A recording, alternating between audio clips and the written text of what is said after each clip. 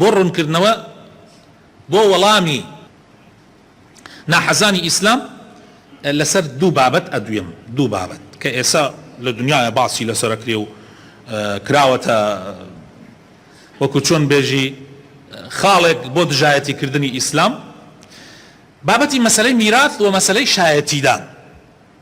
مەسەلەی میراث دەمی هەر مولحیدێکی بێدین ئەەکەیتەوە، دەمی هەر کەسێک ناحەز بەرامبەر بە ئیسلام ئەەکەیتەوە، ئەڵێ لە ئیسلامە پیا و دوو ئەوەنێ ئافرەتە بە ئەمە چۆن، ئەمە چی عەدالەتێکە؟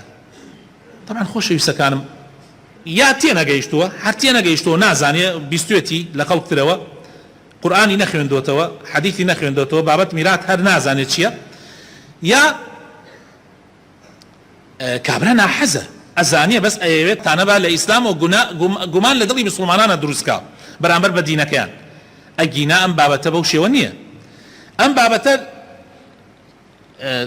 چەند حاڵەتێکیە. حاڵەتی وا هەیە پیاو لە ئافرەت زۆرتر ئەبا لە مەسەلەی میراث. حاڵەتی وا هەیە پیا و ئافرەت یەکسان وەرەگرن لە مەسەلەی میراث. حاڵەتی وای هەیە ئافرەت لە پیاو زیاتر وەرەگرێ. حاڵەتی وایش هەیە ئافرەت میراث وەرەگرێ و ئەسڵەن پیاو بێبەشەکرێ لێ. يعني عجایبە ئەم قسە. طبعا ئەمە عجایبە چونکە نەمەلاکان باسیەکەن و دژمنانی دینیش ئەمە ئەزانن. يعني مەسئلەی میراث ئاوایە خۆشەویستەکانم. هەندێ بابەت هەیە کە ئەگەر پێویست بکە بە پێی پێویست خوای تەعالا بەشی پیاوی زیاتر داناوە لە ئافرەت. بۆ نمونە خوشکوبرایەک لە ماڵەکە باوکیان ئەمرێ یا دایکیان ئەمرێ، کوڕەکە دوو ئەوەنەی کچەکە ئەبا. ئەمە لەم بابەتە بۆچی وایە؟ لەبەرەوەی خۆتان ئەزانن دیارە لە ئیسلامە نەفەقەی ئافرەت کچ حتا لە ماڵی باوکا بێ لەسەر باوکە، کە ئەگەر باوک نەما لەسەر برایە و مەجبورە و ئەگەر نەیدا محکەمەی لێ ئەگرێ و بە زۆر ئەبێ بیدا. ئەگەر ئەو کچە دەوڵەمەنیش بێ هەر شەرعەن مەگەر خۆی وەری نەگرێ ئەگیناوەکو شەرعەن نەفەقەی لەسەر ئەو کچەیە.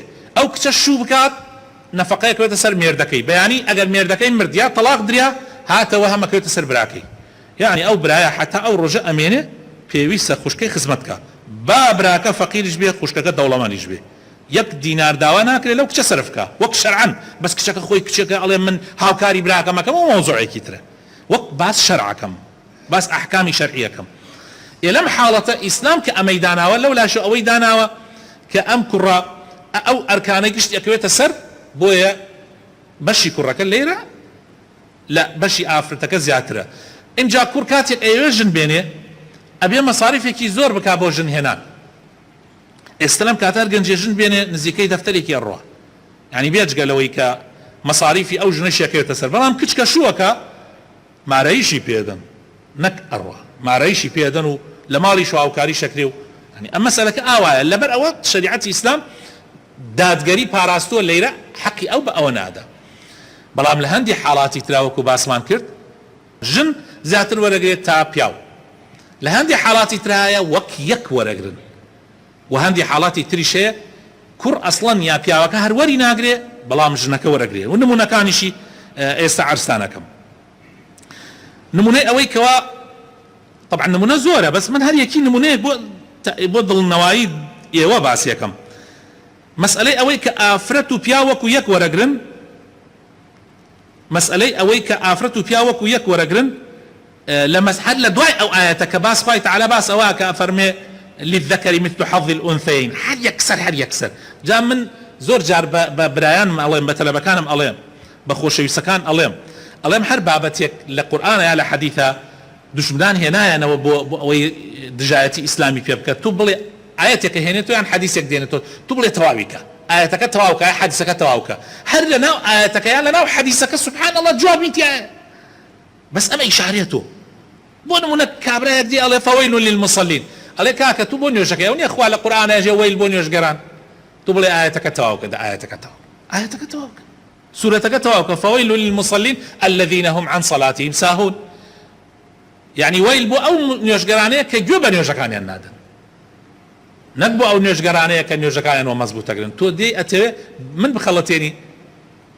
جا لێریشە هەر ئەو ئاەتەی کە باس میراثەکە کە ئەفەرمێ کوڕ دووقاتی هەر ئەو ئاەتە یەکسەر بڕۆ طبعا خۆی دوو ئاەتمان هەیە لە قورئانە بە تەفاسیل باسی میراثەکە بە تەفاسیل ئاەتی 11 و 12 سورەتی نیسا جا مەسئلەی کە ژن و پیا وەکو یەک ئەبەن خوای تعالى ئەفەرمێ وەلیئەبەوەیه لكل واحد منهما السدس ئەفەرمێ ئەگەر کەسێ مرد دایک و باوکی هەبوو دایک و باوکی هەر یەکێ شەشیەکە بن مع العلم ئەمە ژنیش ئەو پیاوە هەر یەکێ شەشیەکە بن وەکو یەکە بن تۆ ئێستا ئەگەر دایک و باوکت ما بێت و تۆ مردی هەر یەکیان شەشیەکە بن لە هەندێ حاڵاتە هەر یەکیان شەشیەکە بن وەکو یەکە بن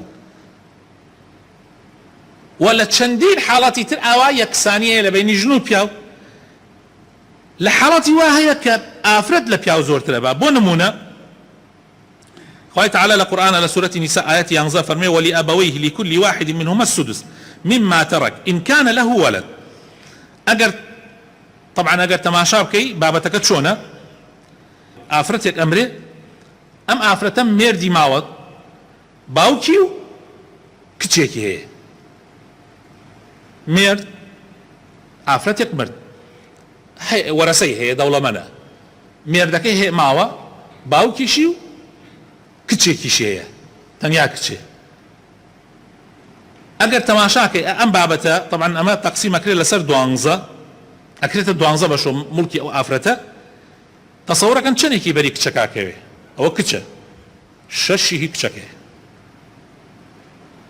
سێی هی پیاوەکەیەتی چونکە پیاوەکەی ڕبعێکە بە کچەکە نیوە ئەبە و باوکەکەشی یعنی باوکی با بڵین کچەکە ژنەکە کە مردووە باوکی مردووەکە دوو ئەبا بەڵام باقیەکەشی بۆ ئەو ئەمێنێتەوە ئەویشە بێ بەسێ یعنی ئەو کچە کە کچە بە بەشی دوو پیاو ئەبا نەک بەشی پیاوە بەشی دوو پیاو کە مێردی یعنی باوکی با بڵین خۆی یا مێردی دایکی و بەشی باپیریشی لە هەردیان ئەوەنەی هەردیان ئەبا ها تەماشاکەن یعنی ئەم درۆیە کە چەند ساڵە مسڵمانانی پێخەڵەتێنرێ کەوا ئەڵێ حەقی با بڵین وا باسەکرێکەوە دائما ئافرەت کەمتر ئەبا لە پیاو یان نیوەی پیاوە بە هەروەها لە شوێنی وا هەیە ئەسڵەن هەر پیاوەکان نایبن بەس بەشی ژنەکەکەوێ بۆ نمونە کابرایەک ئەمرێ لە دوای خۆی کچێکی بەجێ ئەمێنێ ژنێک و باوکێک و برایەک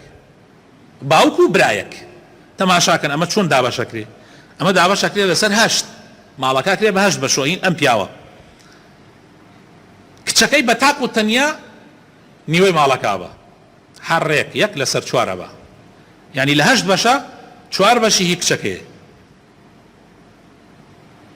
تەماشاکەن خۆشەویستەکانم ژنەکەی یەک بەشە بە لە هەشتا یەک بەشە بە باوکی سێ بەشە بە ئەی براکەی هیچ نابە بێ بەشە بێ برای قەزمان برای پیاوەکە مامە یعنی ئەبێتە مامەی با بێژن کچەکە تەماشاکە لەیرە کچ هەر هاتە دنیاوە یەکسەر برای ئەو کابرا مردووە بێ بەشەکە ئەمانە بۆ باس ناکرێ